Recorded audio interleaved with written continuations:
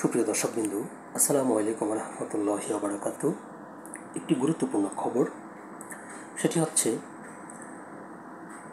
বর্তমান অন্তর্বর্তীকালীন সরকারের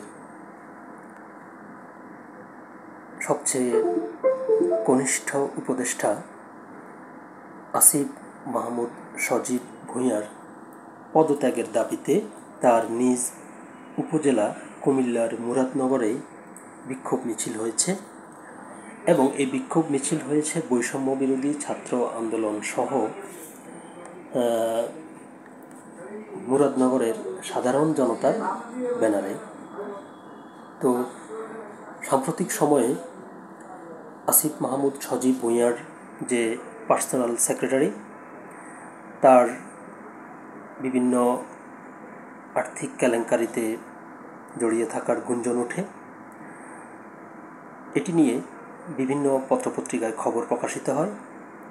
এছাড়া তার বাবার বিরুদ্ধে একটি খবর প্রকাশিত হয় যে অন্য একজন ব্যক্তি তার বাবার নামে ঠিকাদারি লাইসেন্স করিয়েছেন। সব কিছু মিলিয়ে আরও অন্যান্য বিষয় নিয়ে মানুষ তার প্রতি বিক্ষুব্ধ। তারই একটি প্রকাশ দেখা গেছে তার নিজ উপজেলা মুরাদনগরে। তো এটি নিয়ে একটি খবর প্রকাশিত হয়েছে ঢাকা টাইমসে। চলুন দেখি আমরা খবরটির বিস্তারিত কী লিখেছে। পুলিশি বাধা উপেক্ষা করে মুরাদনগরে উপদেষ্টা আসিফ মাহমুদের পদত্যাগ দাবিতে বিক্ষোভ মিছিল। নানান অনিয়মে জড়িত থাকার অভিযোগ এনে কুমিল্লার মুরাদনগরে উপদেষ্টা আসিফ মাহমুদ সজীব ভূঁইয়ার পদত্যাগের দাবিতে বিক্ষোভ মিছিল হয়েছে। বুধবার দুপুরে উপজেলা সদরে এই বিক্ষোভ মিছিল হয়। এতে মুরাদনগরের বিভিন্ন শিক্ষা প্রতিষ্ঠানের কয়েকশো শিক্ষার্থী ও সাধারণ মানুষ অংশ নেন। বিক্ষোভের শুরুতে পুলিশ ব্যানার কেড়ে নেওয়ার পাশাপাশি মিছিল বন্ধের চেষ্টা করে, তবে আন্দোলনকারীদের বাধার মুখে পুলিশ পিছু হটতে বাধ্য হয়। পরে বিক্ষোভ মিছিলটি সদর মার্কেট থেকে উপজেলা গেটে গিয়ে শেষ হয়। মিছিল শেষে মুরাদনগর বাজার সংলগ্ন আল্লাহ চত্বরে সংক্ষিপ্ত বক্তব্য রাখেন বিক্ষোভকারীরা। এ সময় তারা অন্তর্বর্তী সরকারের উপদেষ্টা আসিফ মাহমুদ ভূঁইয়া পদত্যাগ এবং তার বাবা ও চাচাতো ভাইয়ের বিরুদ্ধে বিভিন্ন স্লোগান দেন। বিক্ষোভকারীরা জানান, ক্ষমতার অপব্যবহার, মুরাদনগরের নিরীহ মানুষদের বিরুদ্ধে হয়রানিমূলক মামলা, গ্রেপ্তার, নানান দুর্নীতির অভিযোগ এবং আওয়ামী লীগের পুনর্বাসনের সহযোগিতার অভিযোগ এনে উপদেষ্টা আসিফ মাহমুদ সজীব ভূঁইয়ার পদত্যাগের দাবিতে বিক্ষোভ মিছিলটির আয়োজন করা হয়। এদিন দুপুর 2টার দিকে পূর্ব ঘোষিত কর্মসূচিতে অংশ নিতে উপজেলার বিভিন্ন স্কুল কলেজের শিক্ষার্থীরা সদর মার্কেট এলাকায় জড়ো হতে থাকেন। এর আগে শহরে অতিরিক্ত পুলিশ মোতায়েন করা হয়। সরাসরি মাঠ থেকে কর্মসূচি তদারকি করতে থাকেন মুরাদনগর থানার ওসি জাহিদুর রহমান। মিছিলের শুরুতে আন্দোলনকারীদের ব্যানার কেড়ে নেন ওসি। পরে ক্ষুব্ধ হয়ে ওঠেন আন্দোলনকারীরা। অবস্থা বেগতিক দেখে ব্যানার ছেড়ে রাস্তার পাশে নির্বিকার দাঁড়িয়ে থাকতে দেখা যায় ওসিকে। এ সময় একজন পুলিশ সদস্য ওসিকে ঘটনাস্থল থেকে সরিয়ে নেন। এদিকে মিছিল থেকে বিভিন্ন স্লোগান দেওয়া হয়।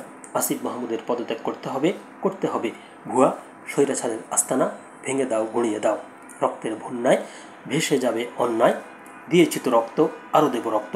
বিক্ষোভ শেষে সংক্ষিপ্ত বক্তব্য রাখেন জুলাইয়ে ছাত্র জনতার আন্দোলনে কোম্পানিগঞ্জে নেতৃত্ব দেওয়া নাহিদুল ইসলাম, নাহিদ, মীর আসিফ আবদুল্লাহ, আহসান আহমেদ ও মোহাম্মদ রাফি। উপস্থিত বক্তারা যা বললেন, বিক্ষোভ কর্মসূচিতে বক্তারা বলেন, আসিফ মাহমুদের বাবা নিজের নামে ঠিকাদারি লাইসেন্স নিয়েছিলেন। তাছাড়া দুর্নীতির অভিযোগে আসিফের এপিএস মোয়াজ্জেমকে বহিষ্কার করা হয়েছে। তাছাড়া এনসিপির ব্যানার নিয়ে ছাত্রলীগ, যুবলীগ এলাকায় আসছে। এসব অপকর্মে জড়িত আসিফ মাহমুদ সজীব ভূঁইয়ার পদত্যাগ দাবি করছি।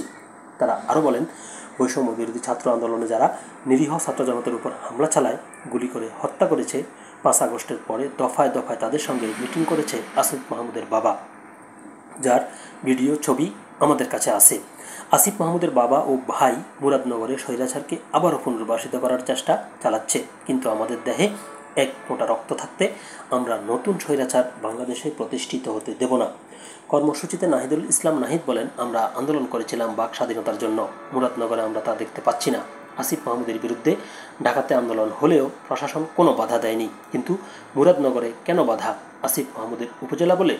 আমাদের আন্দোলনের ফলে বাংলাদেশ স্বৈরাচার মুক্ত হয়েছে, কিন্তু আসিফ মাহমুদের মতো কিছু কিছু উপদেষ্টা চেয়ারে বসে দুর্নীতি করে বেড়াচ্ছে।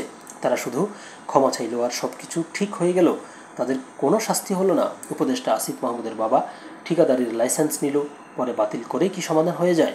এর আগে গতকাল মঙ্গলবার আসিফ মাহমুদের পদত্যাগ ও নিজেদের নিরাপত্তা চেয়ে ঢাকায় সংবাদ সম্মেলন করে মুরাদনগরের সনাতন ধর্মাবলম্বী জনতা সেগুনবাগিচায় ঢাকা রিপোর্টার্স ইউনিটিতে এই সংবাদ সম্মেলন অনুষ্ঠিত হয়। তো রিপোর্টটি আপনারা শুনতে পেলেন। তো যাই হোক না কেন, যে আসিফ মাহমুদ, সজীব ভূঁইয়ারা 5 আগস্ট ছাত্র জনতার গণ অভ্যুত্থানের যে চেতনা, সেই চেতনা পরিপন্থী কাজে লিপ্ত থাকার যে অভিযোগ চারদিক থেকে আসছে, এগুলোর অবশ্যই সুষ্ঠু তদন্ত হওয়া প্রয়োজন। যদি আসিফ মাহমুদ, সজীব ভূঁইয়ার কোনো সম্পৃক্ততা এগুলোর সাথে থেকে থাকে, তাহলে তাকে অবশ্যই তার বিরুদ্ধে ব্যবস্থা নেওয়া উচিত। ধন্যবাদ সবাইকে। সবাই ভালো থাকবেন, সুস্থ থাকবেন। আল্লাহ হাফেজ।